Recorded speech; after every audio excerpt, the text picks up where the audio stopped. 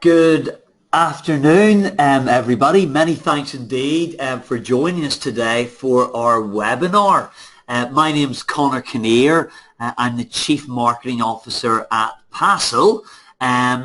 Just before we start, it would be great if any of you have any questions today or throughout the presentation and the webinar that you can ask us what those questions are, and hopefully we can answer a selection of those at the end of the webinar. I see someone's already asked if we could put the Twitter handles of today's speakers on the slide.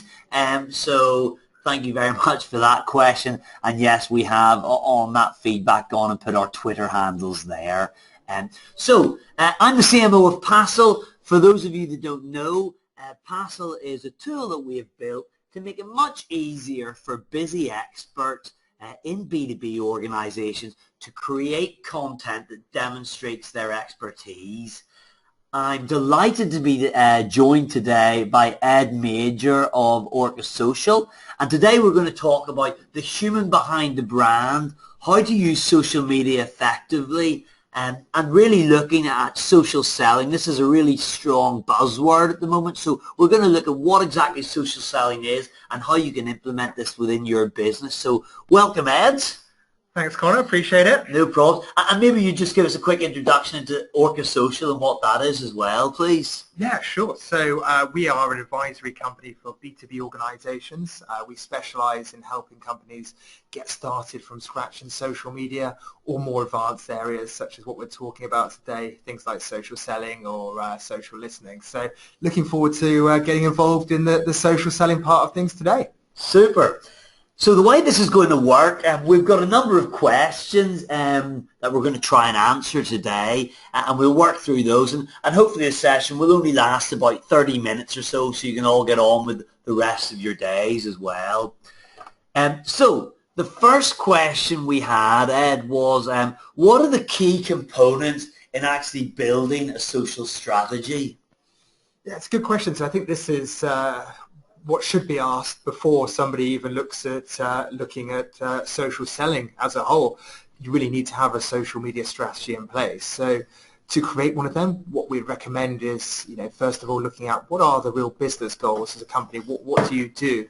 And only then can you then realize what social can do for you, and really research and look into social media in advance as well to understand how other companies have used it and the best practices from other places.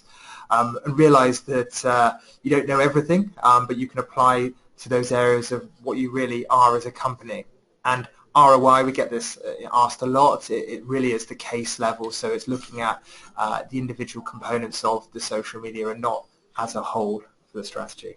Great. And do you find it's difficult to measure the ROI for the clients you work with, or what are the best ways of doing that? So I think it's really at a case-by-case level. So, you could use it from a recruitment point of view in terms of reducing costs of headhunter. There's ROI there, but not as an overall for asking that question. It has to be the case level like that. Super. So you showed me this slide the other day, Ed, and I think it's really interesting. We were talking a lot beforehand about how so many organizations, a social strategy just comes from the marketing and the comms team, and it's kind of forced in the rest of the organization. You guys at Orca look at this a bit differently, don't you? Absolutely. So what people have got to realize is that social isn't owned by anyone. Traditionally, marketing did take it on, and they said it was theirs. But actually everybody uses social in their roles. So what's important is for everybody to be involved in creating that strategy, from sales right through to HR, customer service, and it should be led at the most senior executive level. So ideally the CEO, who should be leading from the front and using those social channels. Then you can then break it down into how the different parts of the business are going to use it, but it really has to be coordinated. And the long-term aim of this is for your company to become a social business, and social can then break down those silos of the different functions within the business as well. But to do that, then you need to have kind of the right senior people. They have to get the benefit of this as well, don't they? And they have to understand the ROI. Absolutely, yeah. So everybody from the CEO, CFO, head of customer service. These people want to be involved and sort of need to be. I think there's definitely been a lot of hesitation around major B2B companies not to be involved, just because people thought it was all about Facebook and marketing. But actually, that really couldn't be further from the truth now. It's not about that. It's how you use social technologies to be more competitive as a business. And do you see a shift in those senior leaders at organizations? Is there a shift in their attitude towards social media and seeing the benefits of it? Yeah, definitely. I think you're seeing the rise of the socially savvy CEO. There's a big percentage increase since 2012 on CEOs taking up social channels, whether they have a LinkedIn presence or a Twitter presence or are simply blogging more, getting involved and showing their employees that they are what they're doing and they're not just hiding away in their tower in the same way they used to. Okay, great.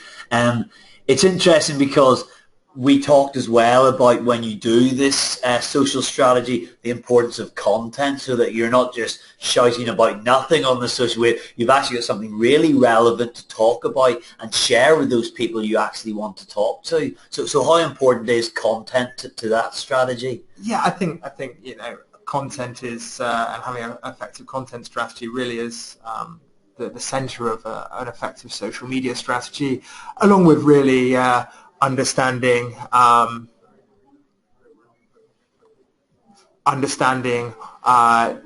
the importance of having the right channels which are effective for your business, along with having the right tone of voice. But the content is front and center, and it does support the social selling in the long run as well, because what do the salespeople share? They share the content which your company has. Great, and you brought this slide up as well. Do you want to just talk us through this about when you're working with your clients, how do you get this content infrastructure built and up and running? Yeah, so I think what this shows is how to use a content infrastructure just for social, but across other parts of the business as well. And these are some of the areas you can go to. And really, starting with the bottom there, your fans and your followers or your customers, the people which are writing about you, they're the people which you can use for referrals. They're the people you can use to actually find their information and share it on social. And then, looking at the wider ecosystem of the voluntary professionals out there, hiring professionals yourself, whether you're already using an agency or there's been a big rise of freelance content writers, producers, and tapping into them. There's online platforms you can use to recruit them much easier now for social specifics. And then you're really going back to your dedicated staff, so those people you already have. Who are those people in your business who are already writing these things? Who are the people working in email marketing, or do you have any journalists inside or any photographers? These people can all be used to then build that infrastructure to make sure that you have a really good content calendar for the next year, which can then be used to back up this social selling strategy. Okay, and it's really interesting looking at that bit, which is talking about the dedicated staff there, Ed, because we see that a lot with the clients we have here at Passel, because a lot of the time what they're talking about, it's only really the true experts in the business can talk really knowledgeably about some of those things. So, for example, if you take a lawyer who specializes in fracking law, it's very difficult to write really, I suppose, specific detailed content about fracking law if you're not the fracking law partner. And that's interesting because we at Passel as well, we talk very much around content as well. And when we work with our clients,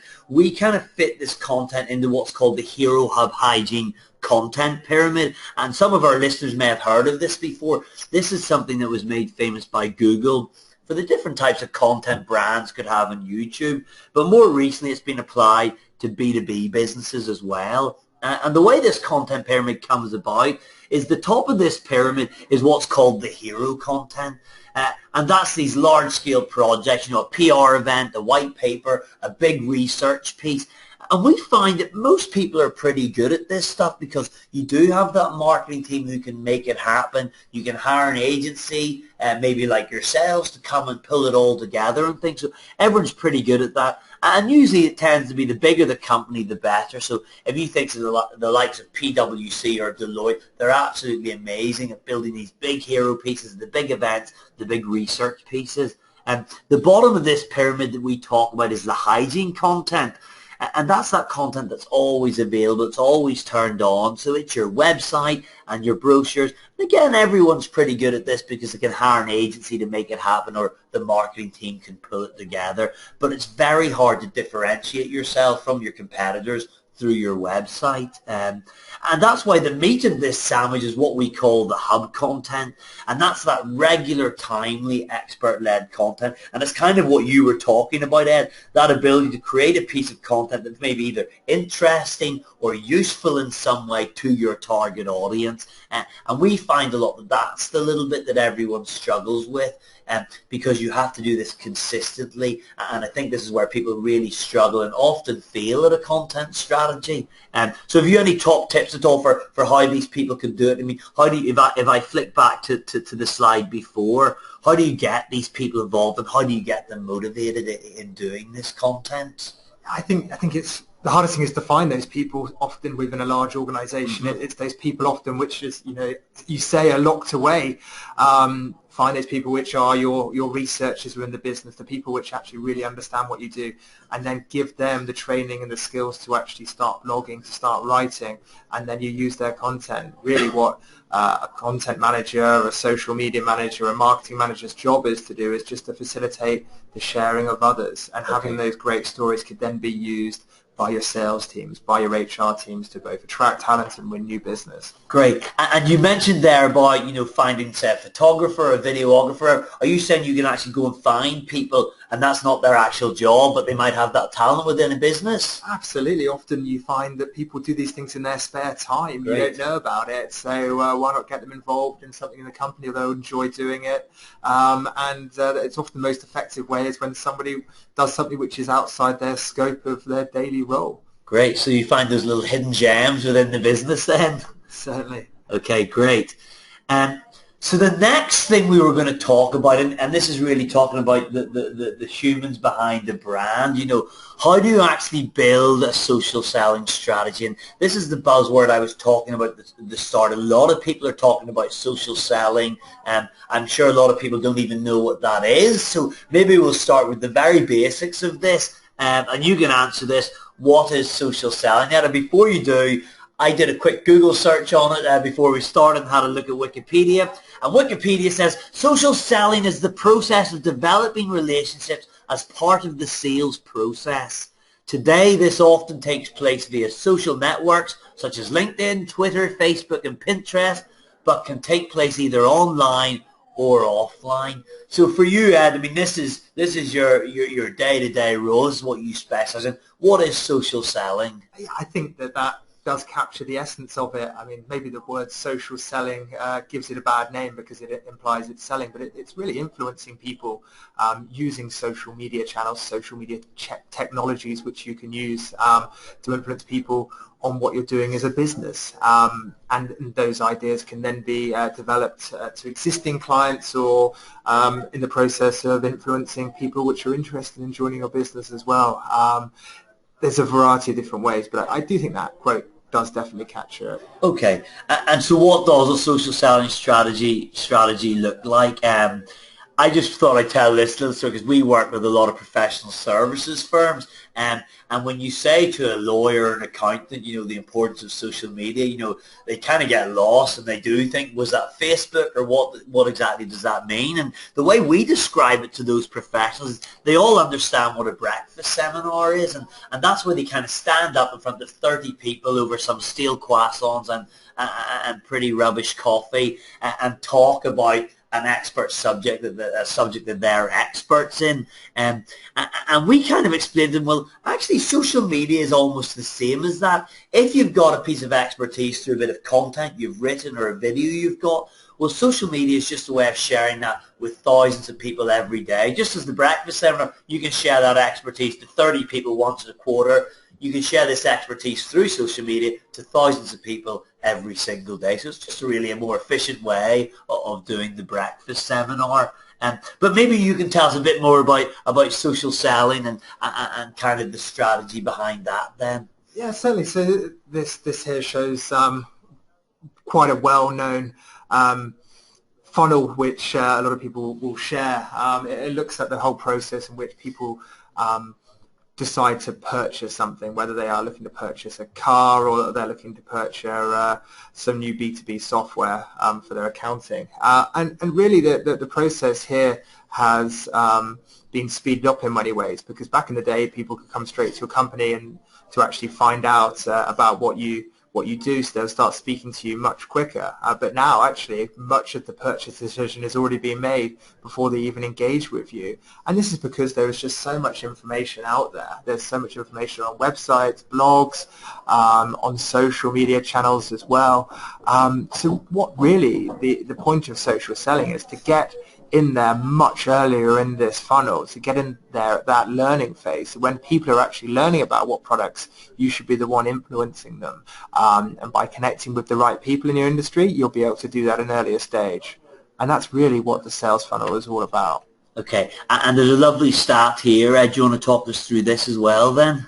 Yeah, so from CEB, my actual first company, and the decision is 57% complete. So that really means that people have been speaking to multiple sources before they even come near you, whether that's referrals or online or social channels. Great. So it's all changing the funnel then. So really then this next question is social selling revolution or evolution? And I think you've got a lovely diagram which I thought I'd bring up to show you here, Ed. You might recognize this. This is from your very own website. So this is from Ordinal Social, and this is really talking about that social selling strategy and really bringing it to life. And maybe you want to talk us through that as well, Ed, would be great. Yeah, I appreciate it. Thanks for sharing. So this is an infographic we created, which looks at the key components of social selling. I think, to answer that question you came up with there, I think it's more of an evolution rather than a revolution. I don't believe that you could just go onto social media networks to generate all of your business, but where it does really help is in each part of that sales process. And my first role was in sales way back in the day at a company called CEB, and it was all about booking meetings with senior executives. There was no other way apart from picking up the phone and calling. But nowadays we have so many more tools at our disposal to actually contact these people. So right from prospecting, so you can use social technologies here. You can go to LinkedIn, go to Twitter lists to actually search for the right people in these industry forums, and you can then contact these people and help you generate leads. You can start having conversations around a specific topic. So it's not such a hard sell. You're having a conversation and you're building rapport with people around a topic which you're both interested on. And by doing that, that then gives you the permission to ask for that meeting. And once you've got that meeting, you already know more about that person. Well, if you don't, and that person's come directly to you, you can go onto their LinkedIn profile and you can see what they've been up to, right from their last jobs to what their interests are. And this benefits you massively in meetings because it cuts down on that time at the beginning. It makes you look more credible, and you'll save more time to actually focus on their real needs before obviously trying to sell your product or service to them. And then where social, I think, is really key, it's in that, I guess, dark phase of the social selling process. And whereabouts is that? Whereabouts? So it's after you've had that meeting, around the sales cycle bit there. And that's because often things go quiet. We all know what it's like. You had a great meeting and then nobody calls you back for a few weeks. Well, that's where social selling comes in, because you're not hassling people in the same way as phoning them up every day to see what's going on. And they might be answering, oh, it's still with procurement. I still need to speak to my manager. But with social selling, you can keep on influencing them, keep them top of mind of what you're doing, so they will then go and chase whoever they need to. So you're always there. You're always in their thoughts. And it pushes that sales cycle along, and it makes it quicker. And then finally, once you get to close, so hopefully you've done business with somebody which you've actually found through social. Well, it's so open and transparent these days. I think the days of the old gunslinging salesman who runs off after doing deals are gone, because everybody's so visible, everybody's so public now that your reputation is what matters. So you can develop those relationships for referrals in the future, and then this goes right back in the circle of the prospecting. So then hopefully, once you've built those relationships with those clients, you can then generate more leads via social recommendations. So it's a continuous process, like any good salesperson would think. I'm really interested, Ed, in that piece you talked about between the meetings and the sales cycle, that so-called dark period, and you know, we all see that as salespeople all the time. We go in and we have this brilliant meeting, everyone seems to love it, and then everything goes quiet, and you always expect your product to be top of everyone's list of things to be thinking about, but obviously the people we're selling to have so much going on. And what we find with a lot of our clients is that they do that very effectively through email newsletters, and I think that's almost the forgotten son of the content marketing world. But actually, when a lot of our customers, and you think about who your potential customers are, the first thing a lot of us still do when we pick up our phones is we check our email, and we do that before we check LinkedIn or Twitter. And maybe we're all different, but certainly lots of people still check email. And we see a lot of that with our clients. They use email newsletters really effectively, and not only sending those newsletters out, but also that ability to see who's clicking and opening their emails. So with that person during that dark period, it's not so dark if you can actually see which of those people you're trying to sell to are opening and engaging with your content then as well. So for me, that's a very effective way of doing that. Absolutely, and I think the social selling, it goes into all of your other marketing initiatives you're doing within a business, as you say, you know, your newsletters, your emailing, your events. It just complements everything, because it can actually be used against all the other marketing initiatives to actually pour some petrol on that fire you've created in other areas. Yeah, cool. I actually had a couple of examples just to show you as well, Ed, of people you know, that we work with here at Passel, and getting them to be seen as kind of the go-to expert through this content that they share. And I don't know, you probably agree within the B2B world that LinkedIn is probably the most, I mean, is that what you see? LinkedIn is the key network for most of your customers? I would say so, or specialist networks, which companies create themselves. Okay, as well. Great. Yeah, and for me, you know, a lot of the people we work with, they say, do I need to be on Twitter? I usually say Twitter's a lovely bonus to have. Particularly to be able to kind of communicate and relate with key influencers within an industry or a niche area you work in, or journalists and things like that as well. I just thought I'd show a couple of these examples. This chap is a partner at Grant Thornton Australia, a tax partner called Paul Bannister, and when he creates content now, he always shares this content to his LinkedIn connections. And I just think this is a lovely example of social selling almost. So by him sharing his expertise in something that's gone on within his niche, you can see these other people, Richard Mowbray, Jason Andrew, these guys are commenting on his piece of content, and down here Paul is commenting back. So for so many people, LinkedIn just tends to be a CV and some connections with old university friends and old work colleagues. But for Paul now, it's much more than that. He's demonstrating his knowledge and showing he's an expert on taxation, and people are engaging with his content, and this is a great way to drive new business for him then as well. But not just sharing to your own connections, but also really looking at what those LinkedIn groups are that are relevant to what you have to say. And this is an example of someone else we work with called David Key, and he's the managing director of a manufacturing software company. And when he used to share his content to his LinkedIn connections, he didn't get that much interaction with them because maybe all his connections weren't that interested in manufacturing software content. He now shares it to a number of LinkedIn groups, and this one in particular, interestingly, whereas his connections didn't care so much about manufacturing software content, in this group, they all care about manufacturing software content, and that's all they talk about all day because that's the niche they work in. And you can see here this one post he shared, it had 49 comments and 195 likes. And David actually emailed us to say those 195 likes are 195 new warm leads for his business. So it just shows really the power. If you can get those people in the organization creating this content, then you can start to sell through the social networks. Absolutely, yeah. Great examples. So we have a number of questions coming through here as well, Ed. I'm just going to open up the panel here and open these up. So the first one we have is from a large law firm, and it says, what would be the benefits for both us and their employees for using social channels? So I think some of the main benefits really for the employees depends on your role, depends on what you do.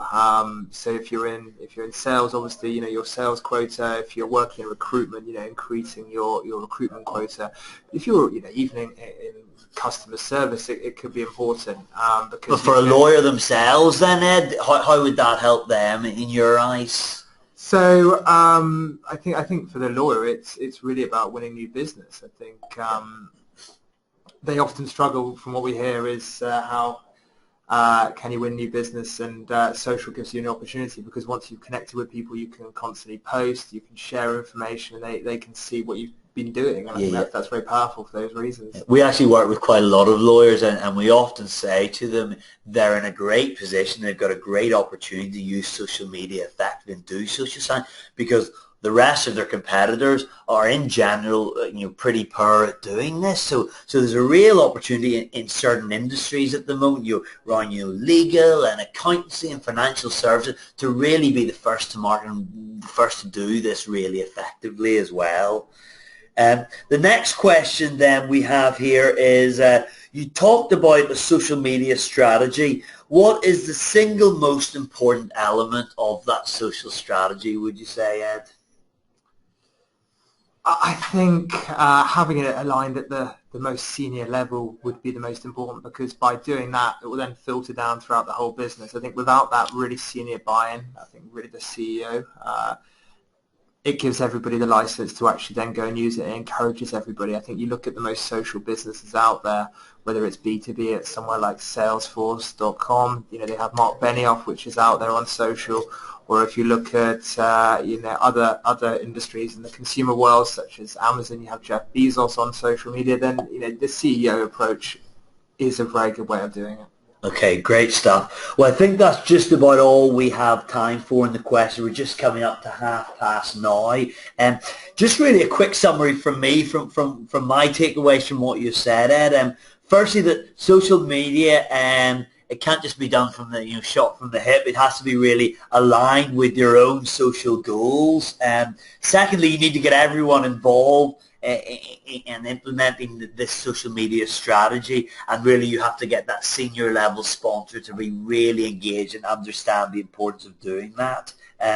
The next thing I took away is that content is really key to building a social selling strategy. So if you don't have that content from within the business that you can go and share, then it's very difficult to do this social selling. And that's all about having something interesting or useful for those relevant people you want to talk to be able to consume.